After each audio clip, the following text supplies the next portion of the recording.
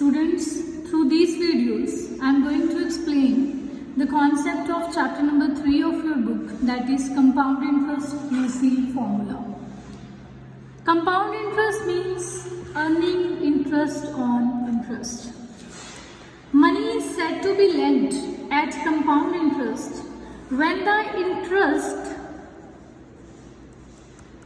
which has become due at end of certain fixed period like 1 year or half year, interest on the sum which is due at the end of fixed period like 1 year or half year is not paid to the money lender, but this is added to the sum lent, and this amount thus obtained becomes principal for the next year. This amount will be the principal for the next year, and the process is repeated until the amount for the last period is formed. Okay, similarly the process will be repeated. And what is compound interest? Compound interest will be equal to the final amount minus original principal, the sum lent in actual. Now let us consider some example. Suppose I am having 1000 rupees in my bank account. I have deposited. Okay. This is my sum which I have deposited at the 10% rate offered by the bank. Now, for the first year I am getting the interest, that is on 1000, that is equal to 100 rupees. And at end of 1 year, bank is paying me the amount, that is 1000 plus 100, that is equal to 1100 rupees. Okay, and for the second year, okay, this is for the second year, this was for the first year. For the second year, again interest is offered, but not on the 1000, it is on the amount that was obtained at the end of first year, end of 1 year. Okay, so again I am getting the interest. This is acting as principal here, this much amount. Okay, as I told in above, interest is not paid, interest is added to the sum, it become amount, and that amount become principal for the next year. Okay, so here again I am getting interest on this, that is equal to, on solving we will be getting it 110 rupees. Okay, now at the end of 2 years this interest is added to 1100. So I am getting how much amount? Okay, 1100 plus 110, that is 1210 rupees. That is what we say compounds. Okay, so see students, compound interest which I got at the end of 2 years is final amount minus the original principal. So I will be getting here, okay, this is the final amount, so 210 rupees is the compound interest. Okay, see here, suppose in the beginning I was having 1000 rupees. At end of 1 year I have how much amount? 1100. I can say 1000 into 1.1, that is equal to 1100. How it is possible? 1000 plus interest that we have calculated so far. Okay, so this will be equal to 1 plus 10 by 100. Okay, this is amount at end of first year. Okay, at end of second year I got how much? That is equal to 1210 amount. So that is equal to 1000 into 1.1 square, which can can be written as 1000 into 1.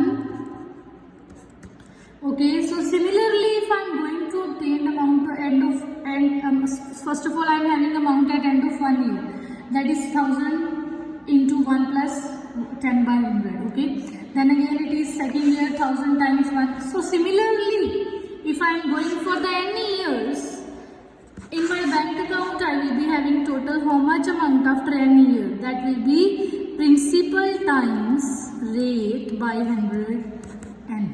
Okay, now let us derive this result.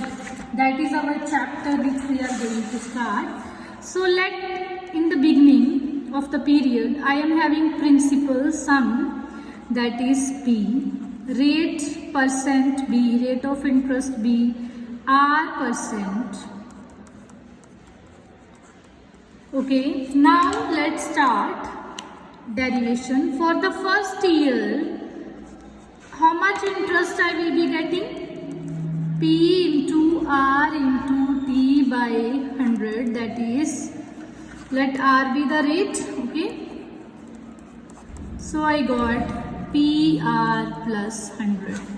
Amount at end of first year is equal to original principal plus this interest. So here I can say,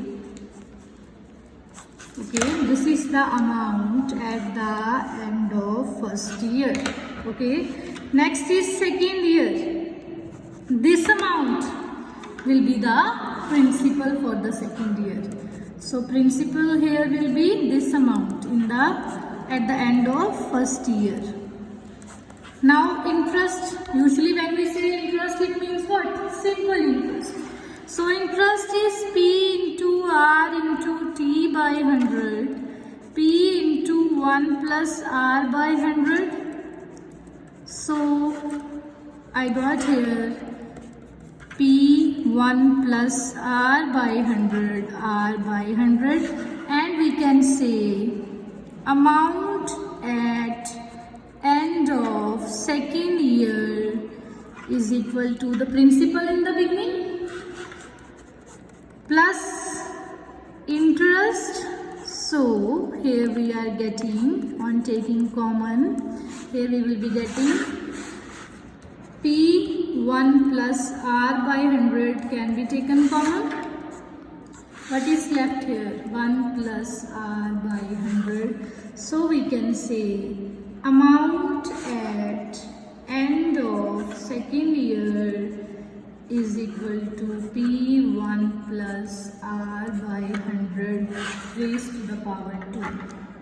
See students, at end of first year I am having how much amount?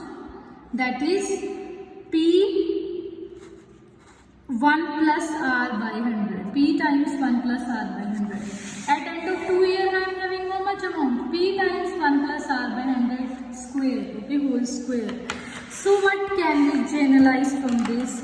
That at end of n years, I will be getting how much amount? That is P times